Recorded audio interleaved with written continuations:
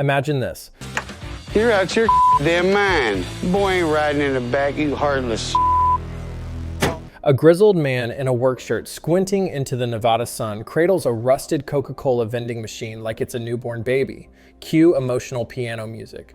We're gonna bring her back, he says. Not because she's valuable, not because it'll make them rich, but because this is America. And in America, even your junk deserves a second chance. Welcome to American Restoration, the show that convinced millions of people that watching a man sandblast a 1940s gas pump Bull. I don't know if any number of safety precautions is gonna help Ron. was the height of entertainment. Before TikTok rotted our attention spans and every other show involved flipping houses or flipping out, this was simple, pure, wholesome even. Just a dude, some rust, and a dream. It was blue-collar nostalgia dipped in chrome and polished to perfection. And at the center of it all All the motors will be redone, all new belts will be done. Everything is gonna be right around $2,500. Rick Dale, the human embodiment of WD-40, a man so earnest he could make fixing a gumball machine feel like a national duty. You didn't watch for the drama, you watched because somehow watching a guy lovingly repaint a Pepsi sign made you feel like America could still be fixed too. But here's the kicker, just like every jukebox they restored, the show itself was running on borrowed time.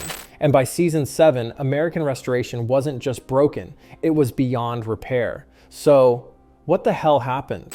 Before Rick Dale was TV's most beloved rust whisperer,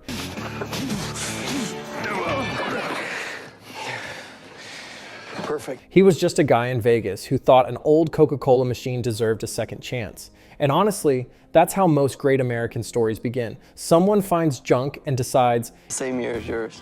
After helping Bradley rescue his Chevy from the scrap heap, I figured it'd be cool to restore my own truck. yeah, let's film that. Rick didn't start as a celebrity. He started as a kid rebuilding a thrown-away bicycle, probably because in the 70s you weren't allowed to be bored unless you were actively dying. That DIY spirit never left him. After a stint in construction, he stumbled across that now mythical Coke machine, restored it, and something clicked. A hobby turned into a passion. A passion turned into Rick's Restorations, his own full-blown vintage revival workshop in the heart of Las Vegas. Man, that's awesome. That's one rare Pepsi cooler. But the real jackpot wasn't in slot machines, it was in Pawn Stars. Rick made a few appearances on the hit show as the go-to guy for fixing up weird old stuff customers brought in. And America said, hey, what if we just watch this guy instead? So in 2010, American Restoration premiered on the History Channel. And let's pause for a second to appreciate the irony here. A network once dedicated to wars and emperors now gave us half an hour of emotional monologues about rusty pedal cars. And it worked. Why? And this cooler is really neat and really rare. The upper body work is not too bad. Because Rick wasn't just a craftsman, he was a storyteller. Every item had a tale, a grandfather's tool chest, a family jukebox, a gas pump from someone's childhood road trip, and Rick would bring it all back to life layer by layer like a bald Bob Ross with a sandblaster. The early seasons felt real, authentic. You didn't get forced drama or screaming matches. You got men tearing up because someone fixed their dad's old barber chair. And that hit people in the feels. At its peak, American Restoration was History Channel's comfort food. We're going to go ahead and replace that one. Okay, so we'll put an updated version of the compressor inside there. It'll run very efficiently. Nostalgic, satisfying, and somehow educational without being a lecture. Viewers felt like they were witnessing history, restored one bolt at a time. But you know what they say? The brighter it shines, the faster it rusts. It didn't happen overnight. No reality show wakes up one day and says, you know what? Let's be terrible now. The decline of American Restoration was more like corrosion. Now we need to put a belt on the motor that makes it spin, and we'll see how it goes. Let's see what it does. Slow, silent, until one day the chrome falls off and you realize, oh no, this was made of plastic all along. Let's rewind. Seasons 1 through 6, chef's kiss. The vibe was consistent. Rick, his family, a loyal crew, and a rotating cast of broken Americana. It was a well-oiled machine, pun absolutely intended. The stakes were low, the drama minimal, and that was the point. Not every show needs Gordon Ramsay levels of screaming or 10 men named Chad arguing over granite countertops. I've got the mechanical bowl torn down. I've convinced my dad to look at this 65 Ford truck I really want to buy. But around season 5, something started to creak. Not in the metal they were restoring, but in the structure of the show itself. Producers began inserting weird gimmicks like Rick's tips, mid-episode trivia games nobody asked for. Sure, it was educational, but it also felt like a desperate attempt to say, hey look, we're still fun. But I'm ready to drive this thing away right now. Tyler, I see a ton of work, and you want $2,500 for this? Then came the celebrity cameos, Billy Joel, Lance Burton. And listen, I love Piano Man as much as the next person, but watching him pretend to care about a neon sign from a 1950s diner felt like watching your dad try to use TikTok. Cute, but also a little sad. Behind the scenes, whispers started to swirl. Online fan theories claimed that Rick Dale wasn't vibing with the increasing push towards scripted drama. Was he resisting? Was he pushed out? Did he demand more authenticity in a world that now wanted tension and fake deadlines? We may never know, because this isn't HBO. How'd that start out? I'm pretty sure it was this color, and it looked about the same. And how long did it sit in the yard? We don't get behind-the-scenes exposés for cable shows about vintage soda machines. What we do know is this: everything changed in season 7, and not in the plot twist way. In the your favorite character was recast with 5 new strangers, and you're just supposed to smile about it way. Yep, History Channel rebooted the show. Instead of Rick and the Vegas crew, we got 5 new shops across the country, each with their own quirky team. Not a brass mallet, not a steel mallet, rawhide! And that loosened it right up. It was like the Avengers if instead of superheroes, you got guys restoring typewriters in Kentucky. Rick, gone. His shop, gone. The emotional core of the show, gone. Now in theory, this could have worked. Variety, regional flavor, a bigger picture of restoration culture in America, but in practice. Customer came in, it was his grandfather's. It's gonna go in his living room, wants to keep it almost completely original. It felt like watching 5 bootleg versions of the thing you actually liked.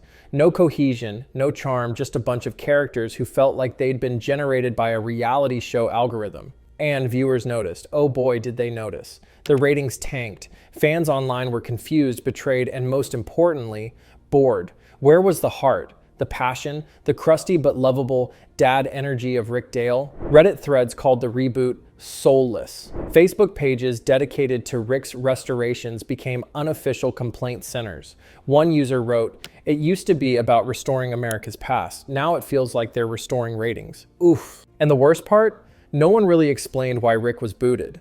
No scandal, no lawsuits, no public meltdown.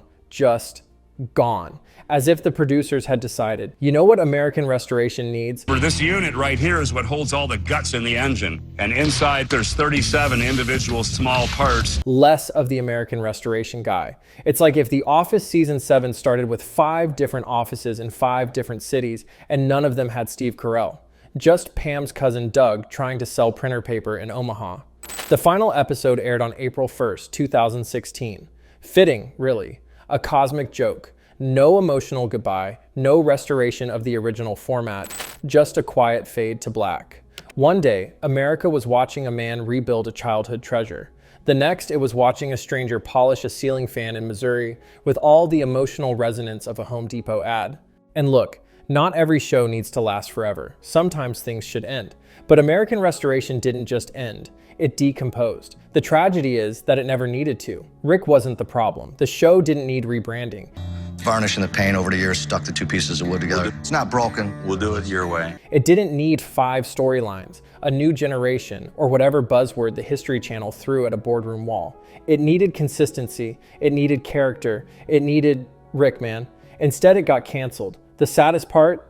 American restoration didn't jump the shark. It restored the shark, replaced its teeth with titanium, painted it red, white, and blue, and then fed it to reality TV mediocrity. It became a parody of itself. The show about breathing life into forgotten treasures had, ironically, forgotten what made it valuable in the first place. By the end, American restoration had become the TV equivalent of one of those fake vintage signs you buy at Home Goods. It looks nostalgic, it feels nostalgic, but if you flip it over, it says made in 2014 in Comic Sans. What was once heartfelt craftsmanship had slowly turned into mass-produced comfort content. Polished, safe, empty. Post-Rick, the show lost the one thing it couldn't afford to lose, its soul.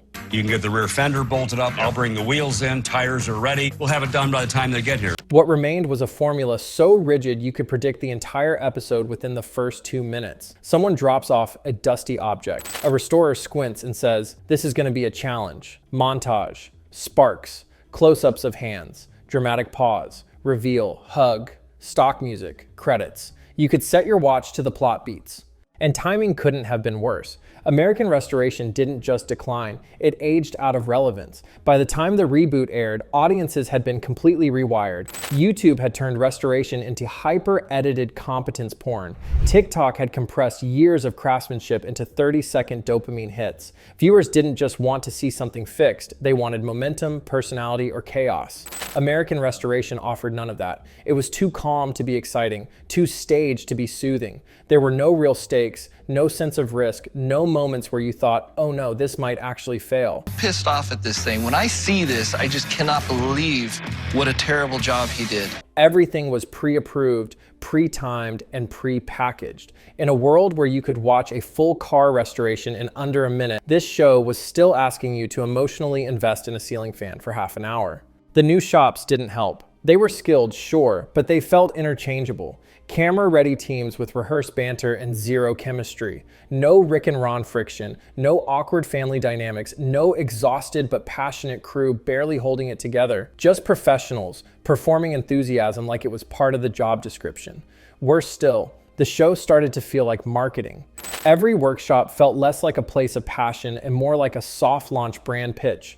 Logos everywhere, clean floors, smiling faces. It wasn't about restoring objects anymore. It was about restoring optics, about proving relevance, about chasing a version of modernity the show fundamentally didn't understand. And the audience felt that disconnect instantly. This wasn't a hate watch collapse. People didn't angrily tune in to complain. He had us converted into something he can watch the big game in and enjoy for a lifetime. What's happening, buddy? They just stopped watching. No outrage, no viral backlash, just silence. The most brutal outcome any show can face. Because when viewers stop caring, there's nothing left to fix. American Restoration didn't fail because people stopped loving restoration. It failed because it forgot how people now experience it. What once felt intimate and human had become distant and mechanical. A show about craftsmanship that had itself been over-engineered into irrelevance. A series about bringing forgotten things back to life had, ironically, forgotten how to live. In the end, American Restoration wasn't a failure. It was a fantasy that almost worked. For a few golden seasons, it sold us the dream that craftsmanship still mattered. That old things like objects, memories, or maybe even America itself could be repaired if you just cared enough, sanded hard enough, and applied the right amount of elbow grease and clear coat. Rick Dale wasn't just fixing Coke machines. He was fixing hope, one rusty gear at a time. Yeah, it'll take a hammer. Wow. And it won't wear off at all. Wow. Phenomenal. And then, as always, TV execs showed up with their vision boards and their audience engagement strategies and said, what if we made it less personal? And just like that, something real was replaced with something market tested, algorithm approved, and utterly disposable. No scandal, no meltdown, just a quiet burial under a pile of streaming content nobody asked for. But maybe that's the real lesson here. Not everything has to scale. Not every passion should be packaged into 8 seasons and franchised across 5 states. Sometimes the best stories are small. Sometimes the best restorations are the ones that don't get rebooted. So, can it be saved? Probably not. There in like 30 seconds, all right? Dude, don't worry about it, man. Everything's cool. We got everything handled. But maybe that's okay. Let it rest. Like the antique it was. A little dusty, a little dented, but beautiful in its original form. Now, if you'll excuse me, I'm gonna cry over a jukebox and pretend I still believe in television. Don't forget to like, subscribe, and tell us which show should never ever be restored.